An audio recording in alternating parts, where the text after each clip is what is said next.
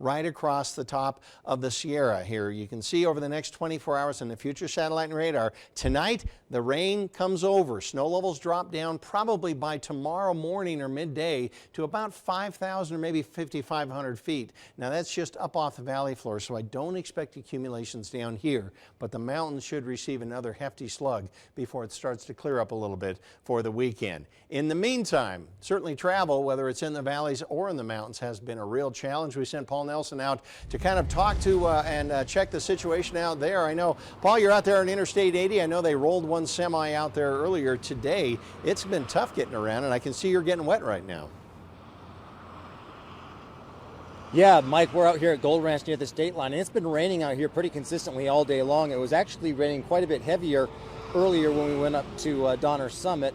And when you combine that with the wind that we were having, it actually slowed down some of that traffic quite a bit. But as you get farther west past Truckee, it turns into snow. Caltrans didn't waste any time clearing I-80 of the thick, wet snow falling around Donner Summit. That's something drivers are thankful for. The next hour, I'm going to be gripping that steering wheel real hard, but we'll just get there when we get there. That's kind of my approach. It's also wet a little lower on the mountain, coming down as rain, and even that is making travel a little bit more challenging. We're just gonna be careful driving because it's kind of a little slippery. Because it started with rain, so it's kind of like a little scary to drive. While driving in this type of weather can be a little nerve-wracking, some say the snow is a welcome sight after 3 years of drought. It's great, actually. It feels good. We need the rain, we need the snow so bad here that it's just welcome. Most drivers say they're taking it easy driving through these snowy conditions, but they admit avoiding a car accident could mean driving defensively. Even not in snow weathers, other drivers, you have to watch for them no matter how safe you drive. You don't know how safe they drive. The snow gave these travelers the chance to get out of their car and stretch, and of course, play in the snow. One of my friends, it's first time to see snow, so she's very excited about it. So we stopped by here and, just grab some snow and throw it to her or something like that. This group is driving to San Francisco, and the heavy snow gives them something to look forward to when they get home. I love it. I'm gonna go snowboarding here pretty soon, so I'm pretty excited about it. And you can definitely bet those ski resorts are pretty excited about this snow, but it's not that light, fluffy stuff that most skiers and snowboarders want. We were standing out there on Donner Summit earlier, and when that snow was coming out, it was heavy, it was wet, and it didn't take long before we got in the car. Our jackets and our gloves were soaking wet. Covering Stormwatch Live, Paul Nelson, Channel 2 News. All right, Paul, good work up there. Get home safely. Thank you. And the high winds across the Truckee Meadows caused damage from uprooted trees to major power outages. Adam Varahachikal joins us now live out on Virginia Street with that story. Adam, what happened out there? Well, Kristen, this tree used to stand tall outside the Washington County Courthouse, but unfortunately, the wind knocked down this big guy. And that's not the only damage we saw today. From the north to south, east to west, we found the wind causing problems for a lot of people. The wind toppled this semi-truck in Verdi this morning. Fortunately, the Nevada Highway Patrol told us no one was seriously injured, but it serves as a reminder to not follow vehicles too closely, especially in these conditions. If you're a tractor-trailer driver, if you see one, be cognizant that they're going to have a hard time keeping that thing straight. We've received hundreds of phone calls today about, drivers unable to stay in their travel lanes. It seems like people are in a hurry to get home. I mean, I almost saw a wreck right over there, because someone's trying to beep through the red light. Troopers are also reminding drivers to slow down in these winds because they could run into some unexpected debris. Stuff's going to be blowing from neighborhoods, and it makes it all the way out to the freeways. Around Reno, trees uprooted at places like the Washoe County Courthouse. You can't really do anything, and in fact, it might even destroy some of your yards. Down on Stewart Street, the wind knocked this tree into a home, shutting down the area while crews clean up the mess. And check out this one on Ardmore Drive, crushing the roof and windshield of a van. As we ventured south, the strong gusts kicked up some dust storms in Washoe Valley, while officials closed Mills Park in Carson City as a safety precaution.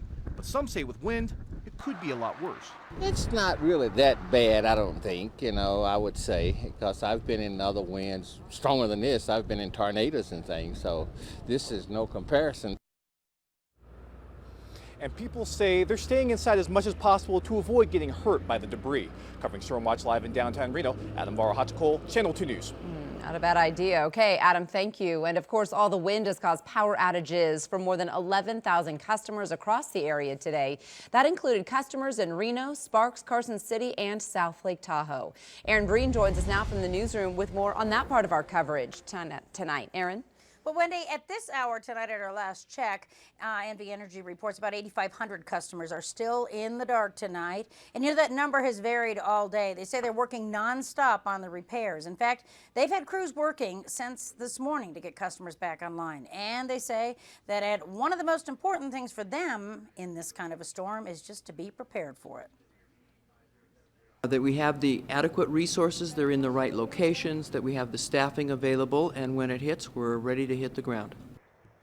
And they have been busy, as we said, all day long with different shifts. And in terms of damage, they say this particular storm wasn't anything they couldn't handle. A lot of times in these windstorms is we have trees that are knocked into the lines.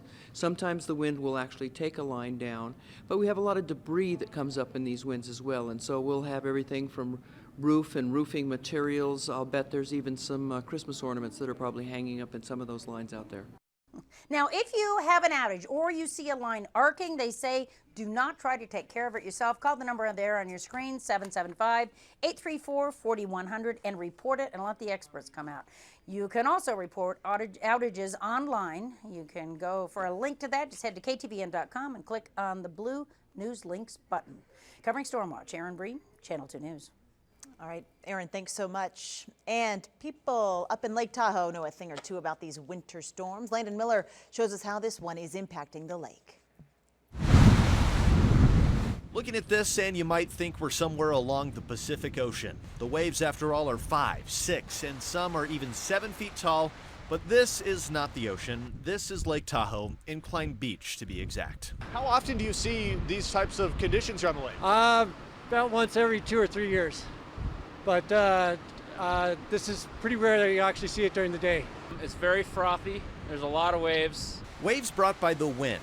But the wind also bringing in business to Incline hardware shops like Village Ace Hardware. People are preparing.